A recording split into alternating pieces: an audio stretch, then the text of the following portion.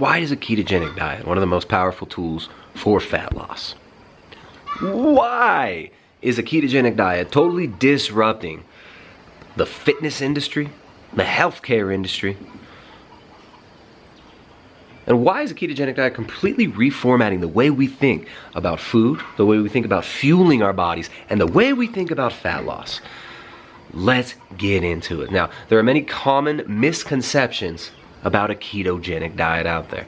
First of all, we got to define what it is. A ketogenic diet is a diet that results in the generation of ketones. Ketones are made from the breakdown of fatty acids. Fatty acids that we've stored ubiquitously throughout our entire body. Our cell membranes are made up of fat. It's the most abundantly stored fuel source that we have. It's also a fuel source that we have locked ourselves away from. It's a fuel source that we've trained our bodies not to tap into. And then comes keto. So keto is a diet where you burn fat. It's a diet where fat is the primary source of fuel and where you are generating ketones from these fatty acids. Now the liver will actually break down fatty acids into what are called ketones, ketone bodies. Acetoacetate, beta-hydroxybutyrate, these are markers that one can measure in the blood. And they have powerful metabolic effects. Now, ketones and fat requires mitochondria to be burned, whereas glucose is not fed through the mitochondria. The mitochondria are the little powerhouses in all of our cells. Now, when we have mitochondrial dysfunction, when we have insulin resistance, when we have aberrant metabolic processes going on in the body, we were not able to tap into those mitochondria, and we are not able to burn fat through them. A ketogenic diet eliminates carbohydrate, gets those carbohydrates really low so that we can start burning fat for fuel. Now, the only thing that's required to get into ketosis is restriction of carbohydrate. Ketosis is not achieved through the elevation of dietary fatty acids. Ketosis is not achieved through eating loads of fat. A ketogenic diet doesn't always have to be 80% fat, which is a common misnomer that a lot of people put out there. A ketogenic diet is simply a diet that gets you in ketosis. Now, what is so powerful about a ketogenic diet? And why is it completely transforming the way that people look at fat loss?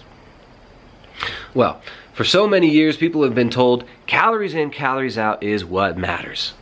Right? It's a truism. Right? Calories in, calories out.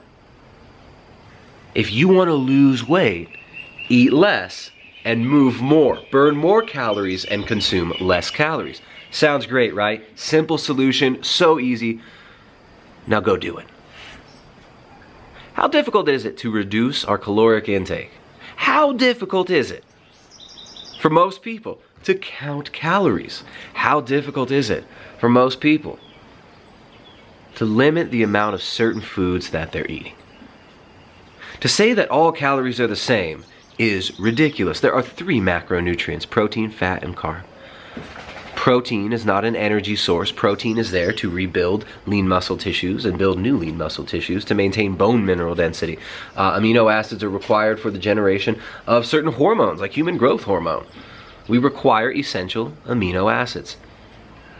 Protein, not an energy source, and there are 2 energy source macros: fat and carbohydrate. Carbohydrate is the only non-essential macronutrient. Carbs are not essential. Our body can create glucose out of the backbone of fatty acids, glycerol, and certain amino acids that are glucogenic. Your body can create glucose through a process called gluconeogenesis, which occurs in the liver. When we restrict carbohydrates, our body is forced to burn fat. The result of restricting carbohydrates is a state where insulin levels are low. Insulin is a storage hormone. Insulin is an energy balance hormone, and of course this is an oversimplification. Insulin has many functions in the body. But the relationship, the ratio between insulin and glucagon, 2 hormones, insulin being a storage hormone, an anabolic hormone, storing fat, storing glucose, shuttling energy into cells. Glucagon being an energy releasing hormone. Glucagon helps you to release energy. It helps you to burn fat. In a low carbohydrate diet, insulin levels will remain very, very low. Chronically elevated insulin levels can create insulin resistance, meaning the cells are just not accepting the energy that you're trying to shuttle into it. This often results in massive fat gain in a lot of people. So when you reduce the insulin level, when we reduce insulin levels, what happens is pretty amazing. First of all, in a ketogenic diet, glucagon levels go up. Glucagon helps us to release and liberate and burn fat. Insulin levels being low allow us to tap into that body fat and use it as a fuel source. This results in a state where we have chronically stable blood glucose levels. Rather than this blood glucose spike up and down when you eat a donut or something, when you eat some sugar, our blood glucose levels go up. The insulin has to come in to drop the blood glucose levels. People often end up feeling like crap after a high sugar meal. That's due to the blood sugar dysregulation and the insulin resistance created by a high carbohydrate intake chronically. A ketogenic diet eliminates those carbs. A ketogenic diet stabilizes blood glucose levels and drops insulin levels. Long story short, a ketogenic diet allows you to tap into body fat and minimize hunger levels to such an extent that it makes fat loss relatively easy for many people. Where counting calories, doing an if it fits your macros, if it fits your microwave, if it fits your mouth diet failed in the past, many people find that a ketogenic approach, a low carbohydrate approach that manages insulin, that takes care of your hormone levels, right, through managing that insulin to glucagon level, through maintaining stability in blood glucose, many people find that this ends up being a game changer as far as fat loss goes. When you got stable blood glucose levels, you're not craving the junk food anymore. Right? You're eliminating most of the trigger foods that will spark cravings. And many people, when they first hear about this, might say, well, that's impossible. There's no way I'm going to give up ice cream. There's no way that I'm going to give up bread. Right? There's no way I'm going to give up my grains, my healthy whole grains. What's amazing about a ketogenic diet is the cravings go away. After an initial adaptation period of usually a week to a couple weeks, depending on the person, right? If you've got a lot of weight to lose, I find that, people who've got like 100 pounds plus to lose end up adapting really quickly to a ketogenic diet. After that adaptation period, though, the cravings go away. You stop thinking about the sugar. You stop thinking about the grains. You stop thinking about the fruits. You stop caring about the sweet taste. You're eliminating a lot of the trigger foods that you would normally gorge on and creating a hormonal situation with low insulin levels, with stable blood glucose levels, and with elevated glucagon levels. And this allows us to tap into body fat and burn it. Now, there are other benefits to a ketogenic diet, including neurochemical effects. Right? You will favor GABA production rather than glutamate production in your brain. GABA is a very inhibitory neurotransmitter rather than excitatory like glutamate. GABA is very soothing. So a lot of people find reductions in anxiety.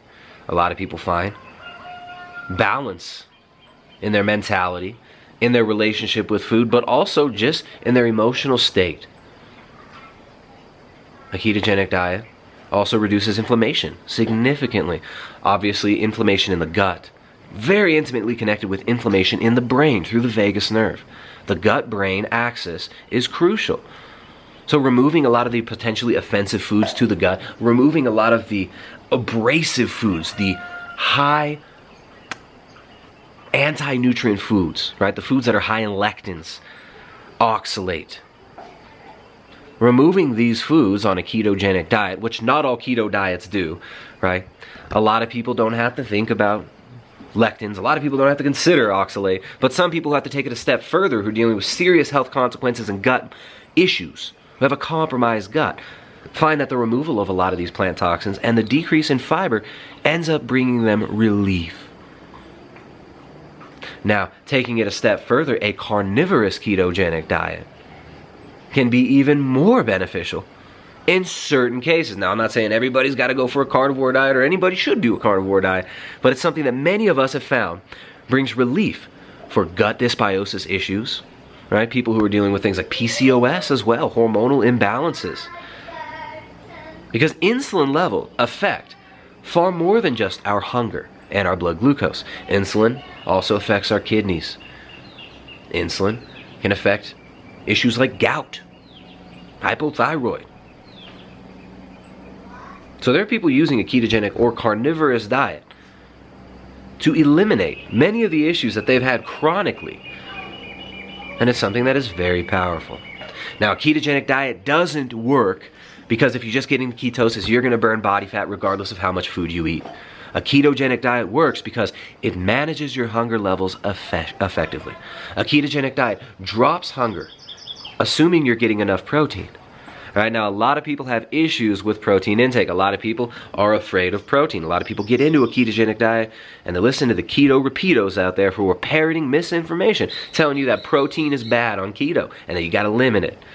It's very difficult to exceed your protein limit, right? To get a level of protein that will bring you negative effects. In fact, there have been many studies done on super high protein diets and shown that there are no negative effects on kidneys. There are no negative effects on health in general. I'm not saying to eat a high protein diet. I'm saying get adequate protein. Over the last few years, out of the thousands of clients that I've worked with, and Jessica's worked with as well because we've been doing our Keto and Carnivore Collective, our group coaching every month now.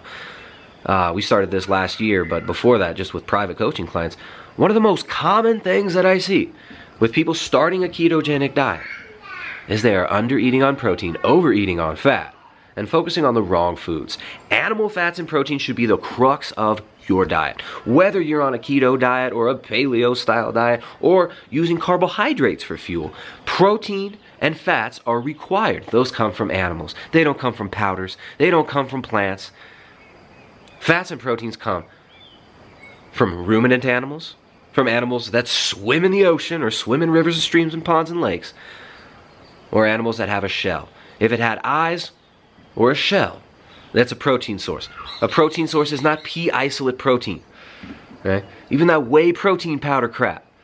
Don't focus on that. Focus on nutrient-dense, whole, unrefined sources of protein. Get sufficient protein. I usually recommend a good blanket statement that will work for most people is about 0.8 grams per pound of your lean body mass or your desired lean body mass. Get enough protein. When you get enough protein, your hunger will drop. When you get enough protein, your glucagon levels will go up. This will allow you to create ketones. This will allow you to burn your own body fat. And it'll allow you to do it in a way that's not stressful. In a way that's even enjoyable. So who doesn't like waking up in the morning and having a fatty steak for breakfast? Who doesn't like waking up in the morning and having, if you want, some bacon and eggs? Now, I don't think bacon and eggs is the best thing. I would way rather have people focus on ruminant animals, on red meat, than on pork, which is fed mostly corn. Same with chicken. All right, so focusing on ruminant animals is another important part of the old carnivorous approach, which I think is very useful for many people, is that it focuses on ruminant animals, which give us one of the best sources of many nutrients, including carnitine, which allows us to release and burn fat as well. Vitamin A, vitamin K2, vitamin D, these are all in animal foods. Right? Ruminant animals, fantastic source of monounsaturated fat, fantastic source of saturated fat, which are effective energy sources. Now, I said a moment ago that one of the common mistakes is not enough protein. Another one of those common mistakes is too much fat. People hyper-focusing on fatty acids in their diet often run into problems on keto. Remember, you can burn fat from your plate or from your body.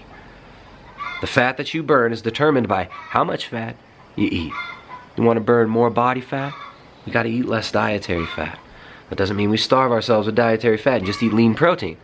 But we find a nice healthy balance where we can burn body fat long term and enjoy the ride. So there you go. There's a bunch of little bullet points on the ketogenic diet.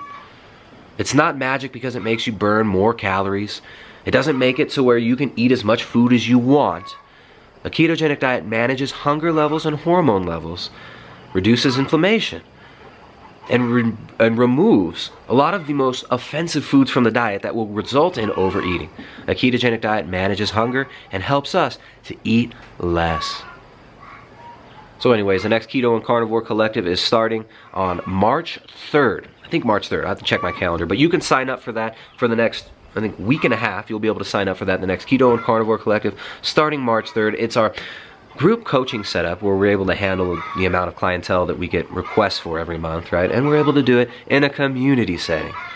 So it's pretty amazing being able to see people making progress, making major changes, making major overhauls in their life habits using diet, using the optimization of the circadian rhythm, optimizing our hormones through timing meals properly, through timing our activity properly, and through getting sufficient sleep, and through rearranging our environment, both our kitchen and our bedrooms and our office, to actually reduce the exposure to the artificial light that we're so used to bombarding ourselves with, which will decrease our ability to actually yoke ourselves to our circadian rhythm in our environment. So that's why we work on all these things. We work on diet, we work on circadian rhythm, we work on lifestyle habits that you can maintain long term. And the Keto and Carnivore Collective is a community-based setting where people are also able to help and support each other.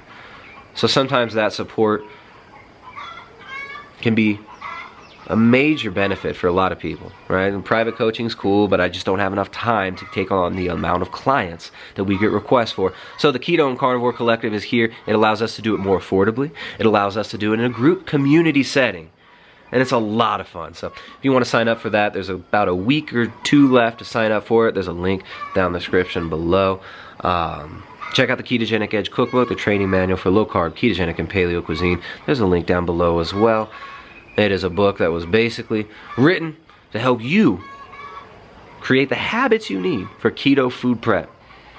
So we've got to understand how to navigate our kitchen. We've got to actually overhaul our kitchen if we're trying to make major dietary changes that will last. And the Ketogenic Edge Cookbook is there to create a foundation of habits around diet that you can maintain long term in order to gain health back or lose that body fat that you're trying to lose. So ketogenic diet, it's not magic. A ketogenic diet, it's not complicated. It's actually really simple. Get enough fat, keep the carbs low. I'm sorry, get enough protein, keep the carbs low. Fat is the energy source. That fat can come from your plate or from the body. I'll see you guys next time. Get off the damn computer, put away the cell phones, get out there in the real world and live.